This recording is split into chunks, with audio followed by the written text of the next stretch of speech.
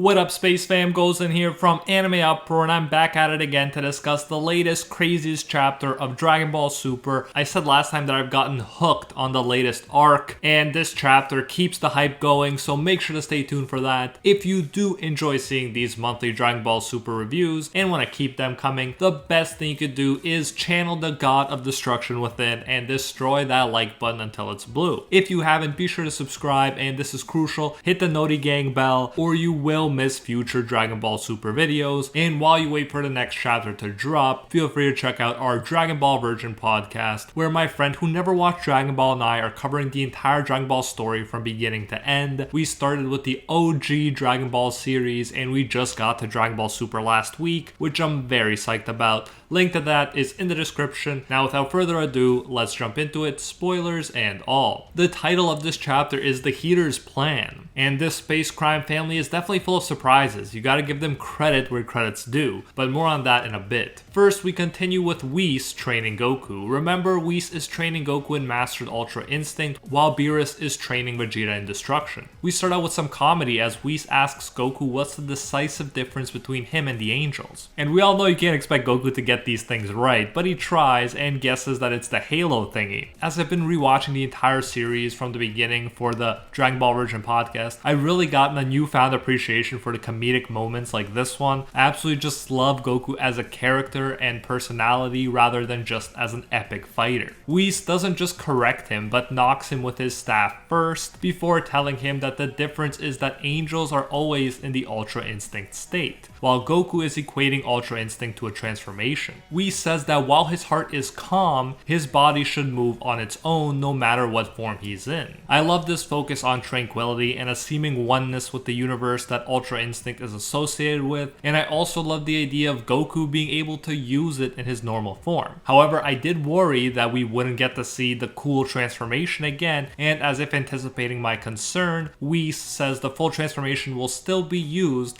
as a last resort when a battle demands for him to surpass his limits. Thus, in theory, even in his normal form, Goku will be able to use Ultra Instinct, and this will conserve stamina and mean he won't have to deal with a time limit unless the opponent is out of this world. Again, I really do love that principle of getting stronger in your base form and not having to change into a Super Saiyan or whatever to reach a certain level of power. Whis then gets Vegeta's attention too, and it's noteworthy that he's appeared to move on from a pebble to a large boulder for his destruction training. Whis gives both of them a somewhat obvious but also powerful quote when he says, while training, your rivals should be yourselves from the previous day. Work hard to grow stronger than your past selves, end quote. For both of them, this seems obvious, that they're getting stronger by training day after day. But Whis feels the need to remind them because he's sensed Granola's power. When Goku asks if it's an enemy, Whis even says he's not sure if it's an enemy exactly, so props to him here that he can sense so much. Either way, it seems he doesn't want his students to get discouraged if they get wrecked by this new force and to just focus on being stronger than their past selves. And although it may be obvious advice, it's rarely followed, which is a shame because it's arguably the best way to improve and move towards your goal in just about any endeavor you can think of. It's funny, Vegeta insults the nugget of wisdom, but you know he's the first to forget it whenever he gets bested by an opponent in battle. With the Heaters, Oil and Maki are actually going on a mission to gather info on the Saiyans. They will talk to Master Zuno, someone who knows everyone's weakness. Gas has an interesting conversation with Alec. Gas wonders if all this trouble is necessary for Granola, but Alec is a good antagonist precisely because he is so careful. Since Granola is supposedly the mightiest warrior now, he wants to be safe. Gas wishes he could have fought with him as the strongest member of their family. Here, Alec actually shocked me. First, he says just in case the worst case scenario happened, he didn't want to risk losing Gas, but more than that, he goes on to say that his moment to fight will come and that he can surpass Frieza himself. The fact that he said can rather than just surpasses suggests he has the potential to surpass Frieza rather than that he already surpasses Frieza, but either way, that's quite the power considering what we know about Frieza. With that kind of power and their scheming, this family is definitely worthy of going up against our protagonists.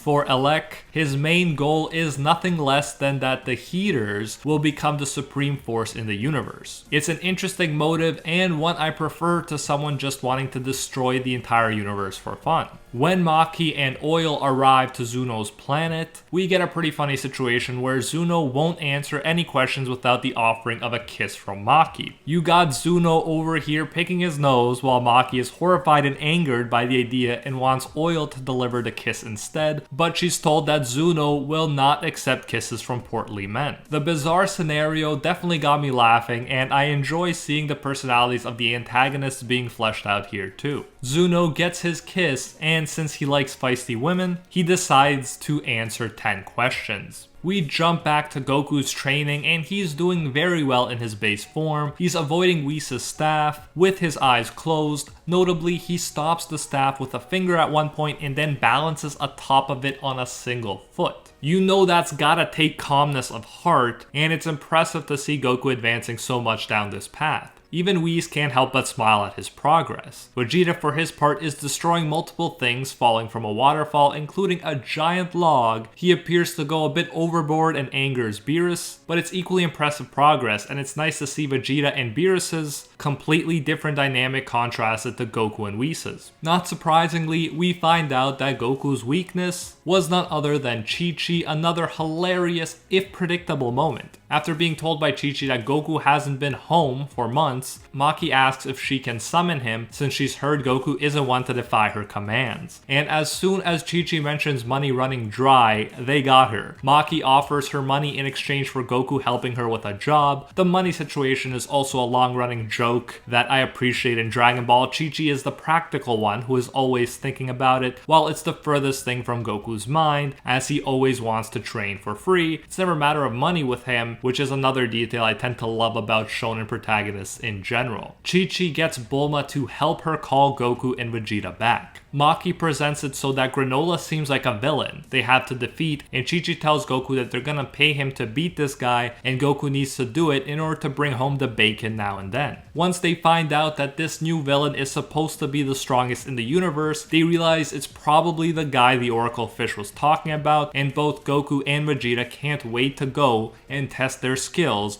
in a real fight after so long. You gotta love Vegeta's line too when he says, and I quote, "None may claim the title of the universe's strongest without my say," end quote. So of course Goku and Vegeta are hyped, as are we for this inevitable battle. Back on Earth, Maki continues to stress how bad this dude is and how they'll not only make money, but save the lives of so many poor, helpless people. This seems to be for Bulma's benefit at this point, because obviously Chi-Chi was already hooked by the offer of money, but Bulma has all the money in the world, so she's a different story. There's a great moment that I really liked before Goku and Vegeta leave Beerus' planet. Beerus gives Vegeta an earring that is a symbol for those who can use destruction. As I keep mentioning, Vegeta is getting closer and closer to a god of destruction every chapter at this point, but what really amused me was how Beerus added that Vegeta should prove that a god of destruction's signature move is stronger than angel techniques. Whis responds competitively himself by putting his mark on Goku's uniform as well. It's so entertaining watching these two get competitive like this, and it serves to add even more meaning to the upcoming fight.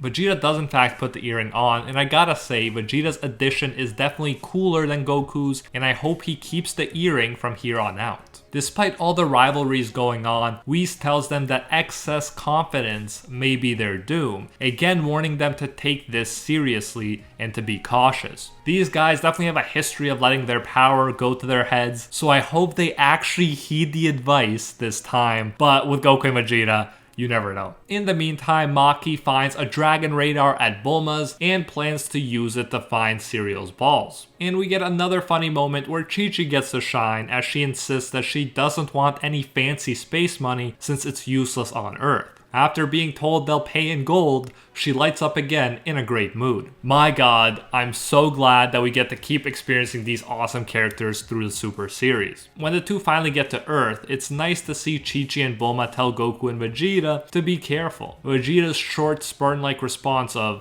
and I quote, "I know," end quote, has gotta be my favorite. On the space ride to Cereal, our boys notice the beautiful ship that even has a pool in it and a gourmet chef that can cook up anything. Of course, Vegeta is the one to notice that, oddly enough, They have a pretty luxurious spaceship for a tribe whose planet is being ravaged by some great destroyer. But Maki is quick on her feet and explains that of course they'd prepare a special ship for their saviors. Vegeta's not too concerned anyways, since he can train, and in his mind, of course the Prince of Saiyans deserves the best, so he drops the matter, while Goku never even picked it up since he's too busy thinking about the food. Goku eats, Vegeta trains in a space pool, and Maki calls Granola, letting him know that 2 of Frieza's assassins are coming there to cereal. Of course she's lying, and the 2 assassins are Goku and Vegeta themselves. The finishing touch is when Maki adds that these 2 goons are members of the Saiyan tribe that drove Cerealians to extinction. Granola eats right out of her hands here. He is shocked and he's all the more motivated to get revenge now. The way the Heaters built up these narratives for these 2 sides is impressive. Although both sides are arguably good, they've set it up so Granola is very unlikely to talk it out, at least from the start. I can imagine him flying at them in a rage and being totally non-responsive to any questions because 50 years ago, Saiyans destroyed his tribe, and now 2 are returning to the same planet again. It's the perfect thing to say to him, a guy whose reason for being is revenge and who sees everything through that lens. I am very excited for this upcoming battle and to see what happens with the Heaters too. Right now, I think they're making great antagonists and we'll see if they can keep it up. I definitely enjoyed this chapter, but I have no doubt that the next one will be more hype as the battle actually gets underway and we see the fruits of Goku and Vegeta's training. And that is it for this video. Thank you so much for watching. As always, let me know what you thought of this chapter and what you're most excited to see in the upcoming chapters. If you haven't, be sure to subscribe, and this is crucial, hit the Noti Gang bell or you will miss future Dragon Ball Super videos. And while you wait for the next chapter to drop, feel free to check out our Dragon Ball Virgin podcast, where my friend who never watched Dragon Ball and I are covering the entire Dragon Ball story from beginning to end. We started with the OG Dragon Ball series and we just got to Dragon Ball Super last week, which I'm very psyched about. Link to that is in the description. And I especially want to thank the Patreon squad over on Patreon and here on YouTube who help make videos like this one possible. First and foremost, I want to thank the patrons of Legend, the ones acknowledged by Lord Twigo himself, Alpha Sigma, Red Haired Raven, and AV, and are the 1-tier patrons, the ones who stand atop all clans: Ingrata, Pate Hefa, Aljatal, Dr. Cortman, The Toasted Chi, Bang, Emperor Otaku, Spidey Life Tanel, Tungsten Tarkus, Baked Buddhist, and Yuno, and our Pro Hero tier patrons, the one and only Gilgamesh, Steelers, Angel Cruz,